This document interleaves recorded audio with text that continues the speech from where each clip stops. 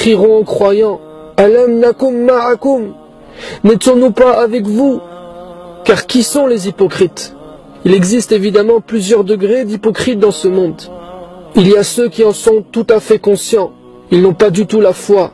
Ce sont juste des traîtres qui combattent l'islam et les musulmans de l'intérieur. Des indiques, des espions travaillant pour les ennemis de l'islam.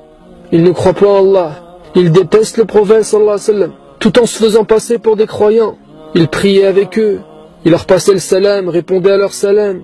Ils discutaient avec eux. Ils partageaient tout avec eux. Ceux-là sont les pires des hypocrites et séjourneront dans le plus bas degré de l'enfer. Mais il y a aussi ceux qui sont à la base des croyants, mais qui ont perdu leur foi. Dans tous les cas, les hypocrites dans ce monde sont considérés comme des croyants. Alors ce jour-là, ils crieront aux croyants de derrière ce mur, n'étions-nous pas avec vous? Et là, les croyants, les gens du paradis, vont leur donner une réponse magnifique. Ils vont prendre de leur temps pour leur expliquer pourquoi ils ne sont pas avec eux. Et je t'invite maintenant à tendre bien tes oreilles, car ce verset nous donne les raisons exactes qui amènent une personne à perdre sa foi. Et tu vas voir avec moi que ce n'est pas quelque chose qui se fait en 2 secondes, mais que c'est un processus qui s'étale sur le temps. Et ce processus est parfaitement décrit dans le verset 14.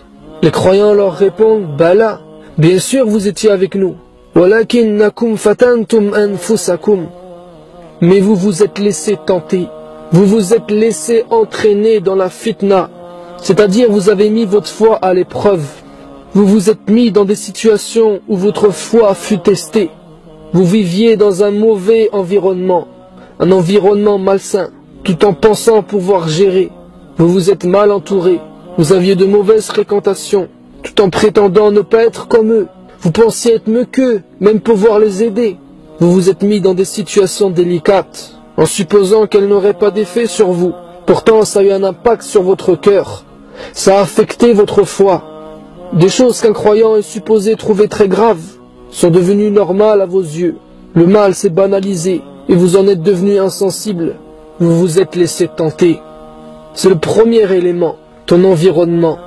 Car c'est lui qui fait de toi ce que tu es et qui fera de toi ce que tu deviendras. Dis-moi où tu vas, ce que tu fais et qui tu fréquentes, et je te dirai qui tu es et ce que tu deviendras. Et là, je ne fais pas forcément référence directement aux boîtes de nuit ou aux bar à chicha. Tu peux très bien être dans un environnement entre guillemets halal et pourtant tuer ta foi. Tu peux même être chez toi pour ça.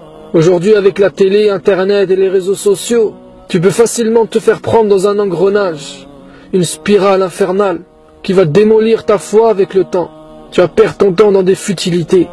À force d'écouter le discours des gens qui ont une maladie au cœur, même si tu ne les fréquentes pas directement, avec le temps tu deviendras comme eux, car leur maladie est contagieuse. Si tu ne t'immunises pas tous les jours, que tu ne suis pas un traitement, la fitna va avoir raison de toi. Bala, walakinnakum fatantum anfusakum. Vous vous êtes laissé aller, c'est la première raison.